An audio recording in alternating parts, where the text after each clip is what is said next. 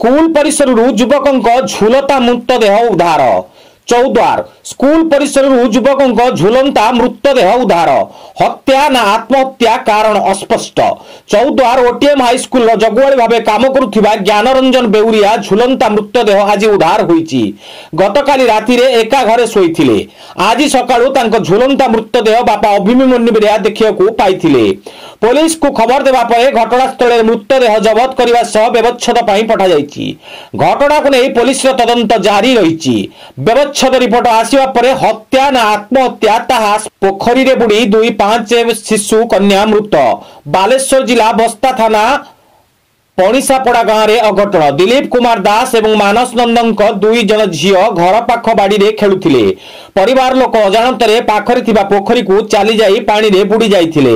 दुई जन पिलां को पानी रे भासुथिबा देखि परिवार लोक जन को बस्ता एवं अन्य जन को रास गोविंदपुर गोष्ठी स्वास्थ्य केन्द्र रे भर्ती करिथिले। मात्र उभय को डाक्टर मृत घोषणा करिसेंती। दबुछि डाक्तरखाना। भयभीत होई पड़िसेंती रोगी एवं रोगी का संपर्कीय। मालकानगिरी जिला भली आदिवासी अधुषित जिले में उत्तम स्वास्थ्य सेवा निर्माण होईची 7 महला विशिष्ट मुख्य चिकित्सालय। एथिरे रोगी स्वास्थ्य सेवा रही आधुनिक यंत्रांश। हेले एबे मेडिकल बिल्डिंग अवस्था अति शोचनीय। केउठी टाइल दबी जाइछि तो केउठी फाउंडेशन दबुछि। तेबे निकट रे ओडिसा रे भूमिकंप होइथिबा नै नजर रहिछि।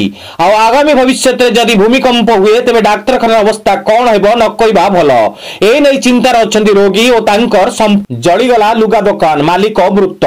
खोर्धा जटणी राजा बाजार रे भयंकर अग्निकांड। जळीगला लुगा दुकान उपरे मालिक फसी रही तांको उद्धार करी चिकित्सालय पठा जाइथिला। हेले डाक्टर तांको मृत घोषणा करिसेंती। लुगा दुकान रे लागिथिबा निया को आयत कला अग्निशम विभाग और स्थानीय लोके। 10 वर्ष भीतर आदिवासी परिवार कल्याण पई सरकार 5 गुणा खर्च बढ़ाइचंती कहिसेंती प्रधानमंत्री नरेंद्र मोदी। 10 वर्ष भीतर आदिवासी परिवार कल्याण पई सरकार 5 गुणा खर्च बढ़ाइचंती। 10 वर्ष तले 25,000 कोटी रु कम टंका खर्च हेउतला। सरकार यहां 5 गुणा बढ़ाई 1,25,000 कोटी टंका करिथिबा कहिले प्रधानमंत्री नरेंद्र मोदी। बिरसा मुंडांक 150तम जयंती अवसर में बिहार जामुने आयोजित एक कार्यक्रम में कहिसेंती मोदी।